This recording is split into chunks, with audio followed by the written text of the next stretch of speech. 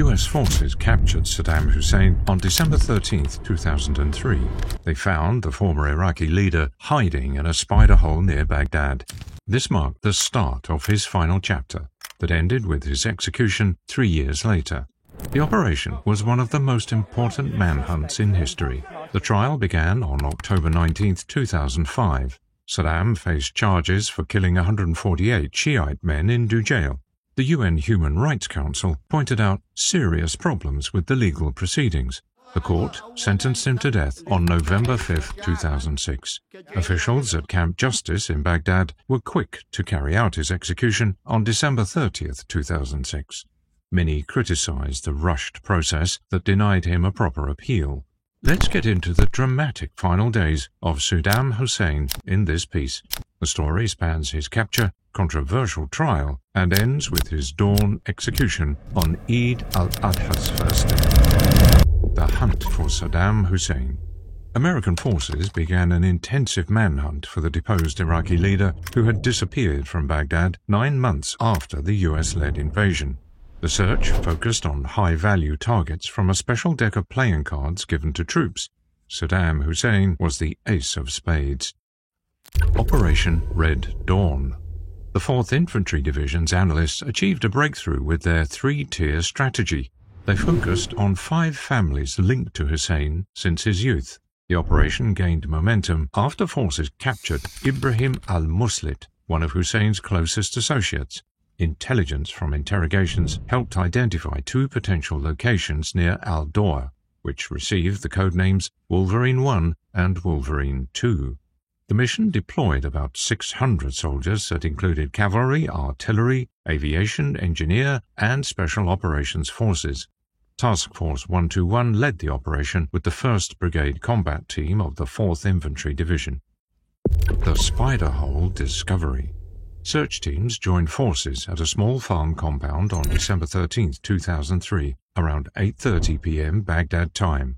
The primary targets showed no results. A soldier found a hidden spider hole beneath the flooring as operators prepared to end the mission.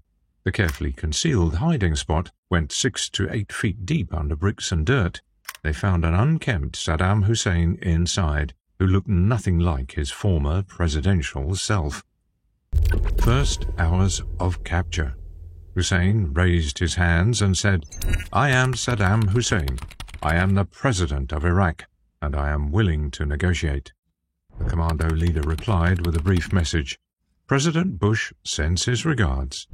The forces seized several items from the spider hole, a Glock 18C, an AK-47, and $750,000 in U.S. banknotes. An MH-6 Little Bird helicopter transported Hussein to the Tikrit Mission Support Site for identification before moving him to Baghdad International Airport. Hussein's capture brought immediate results. The 4th Infantry Division's area saw its first period of real calm, and IED attacks dropped by 39%. Authorities also arrested Allah Namik, the farmer who had hidden Hussein for 235 days. He later served time in Abu Ghraib prison. Life in U.S. military custody. Saddam Hussein spent more than 3 years at Camp Cropper, a detention facility close to Baghdad International Airport, under U.S. military custody. A 10 by 13-foot air-conditioned cell became his new home, with 2 plastic chairs, a small table, and simple washing facilities. Daily routine at Camp Cropper. Saddam managed to keep a structured daily schedule during his detention. He preferred American military meals for breakfast and showed a particular fondness for Raisin Bran Crunch cereal. His eating habits reflected his meticulous personality. He ate his meals in precise sections and would not accept any torn omelettes. His daily activities included 3 hours of exercise in a courtyard where he tended to a small patch of weeds, reading the Quran and books about Arab history, writing letters subject to military censorship, and twice-weekly showers under strict supervision. His attention to cleanliness stood out remarkably. He used diaper wipes to clean his meal trays and utensils before eating, which guards saw as a germophobic behavior. His health remained a priority through regular medical checkups and his adjoining cell had simple medical supplies and oxygen. Interactions with guards. Master Sergeant Robert Ellis documented Saddam's physical and emotional state twice daily, from January 2004 to August 2005. Saddam built unexpected bonds with his guards and often shared personal stories and memories of his past life. The guards, from the 551st Military Police Company, discovered a different side of the former dictator. He took interest in their personal lives and gave advice about marriage and family. He showed his gentler side by saving bread crusts to feed birds during his outdoor time. His connection with the guards mixed complexity with courtesy. He liked smoking cigars with them, saying it helped his blood pressure. The young soldiers found themselves in a unique position. They shared tea and played cards with one of history's most infamous figures. The guards observed how he kept his dignity despite his situation. Even in custody, Saddam held firm to his position as Iraq's legitimate president. Security concerns kept him mostly isolated from other detainees in solitary confinement, but he seemed to adapt well to his restricted environment. Inside the trial process. The Iraqi Special Tribunal put Saddam Hussein on trial on October 19, 2005. This historic case marked the first time an Arab leader faced charges of crimes against humanity. Prosecutors focused on the Dujail massacre, where Saddam's forces killed 148 Shiite men after a failed assassination attempt in 1982. Key evidence presented. The prosecution built their case with three crucial pieces of evidence. Saddam's signed direct orders that authorized the crackdown, DNA analysis and ballistic tests that linked the accused to the crimes, and documents that revealed systematic persecution of the Shiite population. Forensic teams discovered mass graves in the Bushehr region, located 5 hours southeast of the prison where victims were held. The evidence clearly showed Saddam's role in organizing the systematic killing of civilians. Witness testimonies. Survivors shared their horrific experiences of torture and persecution under tight security measures. Witness A spoke from behind a blue curtain with an electronically altered voice to protect her identity. She described brutal interrogations and terrible conditions at Abu Ghraib prison. A Kurdish survivor gave chilling testimony about escaping death. He fell into a ditch filled with bodies when troops fired on detainees. The witness stayed hidden for 15 years until U.S. forces overthrew Saddam in 2003. Defense strategy. Saddam's defense team faced major setbacks after assassins killed 2 lawyers. His attorneys asked for multiple delays and claimed they couldn't access prosecution documents properly. Saddam challenged the court's authority throughout the trial. He declared, "I do not respond to this so-called court, with all due respect to its people, and I retain my constitutional right as President of Iraq." He later claimed torture during U.S. custody on December 12, 2005, stating, "I have been beaten on every place of my body, and the signs are all over my body." Former U.S. Attorney General Ramsey Clark joined Saddam's defense team. He stressed that without that protection, a fair trial is impossible. When discussing the safety of defense lawyers, the team also questioned the court's independence and suggested an international tribunal should replace it. The verdict and appeals. The Iraqi High Tribunal delivered its historic verdict against Saddam Hussein on November 5, 2006. The court found him guilty of crimes against humanity because of the massacres in the town of Dujail. Crimes against humanity. The evidence against Saddam proved overwhelming, with testimony from 130 witnesses. The prosecution proved that he ordered and authorized crimes in Dujail, including murder, torture, and forced displacement. Multiple forms of evidence supported the verdict. Eyewitness accounts, documentary proof, and forensic analysis linked him directly to the atrocities. Saddam Hussein ended up receiving a death sentence by hanging, along with his half-brother Barzan al-Tikriti and former Chief Judge Awad al-Bandar. Saddam shouted defiantly when he heard the verdict, "Long live the people! Long live the Ummah! Down with the spies. God is great.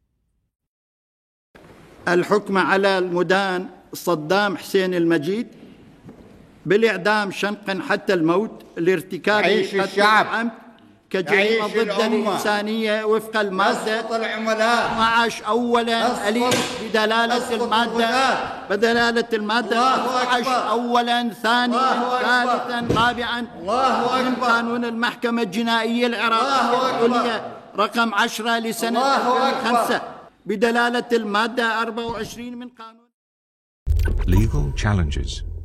The mandatory appeals process under Iraqi law moved unusually fast. The defense team had just weeks to prepare their appeal after receiving the judgment.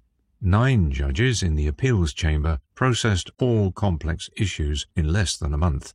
The most important legal concerns surfaced throughout the process. 1. Political interference undermined the tribunal's independence. 2. Defense lawyers lacked protection, with 3 being murdered. 3. Evidence disclosure happened only on court presentation days. And 4. Article 27(2) of the Tribunal Statute explicitly prohibited the right to seek pardon. Amnesty International criticized the death sentence and called the trial deeply flawed and unfair. Human Rights Watch, one of the 2 independent bodies allowed at every session, documented many cases where the defense received incriminating documents on the same day they were used in court. The death sentence received confirmation on December 26, right after the appeals process. Judge Arif Shaheen announced that the execution needed to happen within 30 days of the appeals verdict. Iraqi President Jalal Talabani's opposition to capital punishment made no difference. The tribunal's charter prevented him from changing the sentence. Final hours before execution. Saddam Hussein wrote his final letter just 2 days before his death. He asked the Iraqi people to stand together and let go of their hatred towards the nations that invaded Iraq. The countdown to his final moments sped up as officials rushed to prepare for his execution. Last meeting with family. Saddam met his 2 half-brothers in a special prison meeting on Thursday, December 28th. He gave them his personal items and letters meant for his family members. His daughter begged to see him one last time from Amman, saying, "Take me with you," but officials turned down her request. Transfer to Iraqi custody. The handover from US to Iraqi control marked a crucial step toward the execution. The US military managed to keep physical custody until the end, but stayed away from the actual execution. Iraqi officials took Saddam to Camp Justice in Kaziman, a northeastern Baghdad suburb.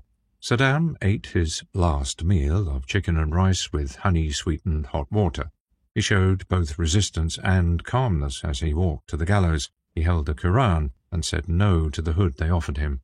The former Iraqi president's mood changed in his final moments. He seemed calm at first, but got upset when he saw cameras recording. He said no to sedation and stayed alert until the end. He fired back at witnesses who taunted him. His last conversation turned intense. A guard kept shouting, "Muqtada!" and Saddam laughed mockingly and asked, "Do you consider this bravery?" He started reciting the Shahada, the Muslim declaration of faith, as they put the noose around his neck. Muhammad was his final word before the trapdoor opened at 0550 UTC on December 30th, 2006. The timing of his death on Eid al-Adha's first day sparked outrage across the Arab world. Many Iraqis saw justice being served, but this moment reshaped the Middle Eastern scene, with some people calling Saddam a martyr. Conclusion. Saddam Hussein's final chapter shows how quickly power can fall apart. He ruled Iraq with an iron fist for decades, but his last days tell a different story. His journey from hiding in a spider hole to spending years in US military custody ended up with him facing trial for his crimes. The historic legal proceedings raised the most important questions about justice and due process.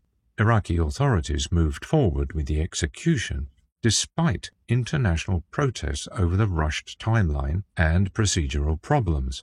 Many people questioned whether justice was served when events moved so quickly from verdict to execution in less than 2 months. His final moments revealed both his defiance and humanity. The dictator remained unbowed until the end, yet showed glimpses of ordinary human qualities during his time in prison. His last words on the gallows were cut short when the trapdoor opened, leaving behind a complex legacy. The story teaches us that powerful leaders must answer for their actions eventually. His trial and execution continue to fuel debates about justice, sovereignty, and human rights in societies recovering from conflict.